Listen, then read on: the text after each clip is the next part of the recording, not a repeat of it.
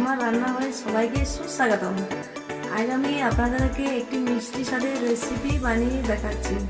এখানে আমি চালের গুঁড়ো নিয়েছি 500 গ্রাম, চিনি 250 গ্রাম, চাঁচি 300 গ্রাম।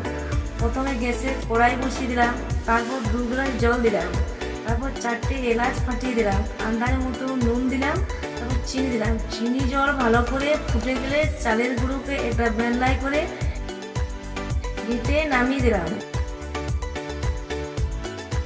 তারপর রোল করে পাকিয়ে একটু নিয়ে গোল করে খোল করে চাঁচি ভরে দিলাম। চাঁচি ভরে দিয়ে মন্ডা তৈরি করলাম।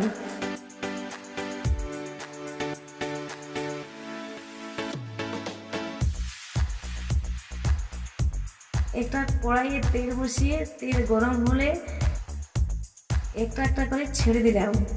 হালকা আঁচে ভেজে নিতে হবে এবং লাল হয়ে গেলে উঠিয়ে নিতে হবে। ব্যাস হয়ে গেল খাবার মন্ডা।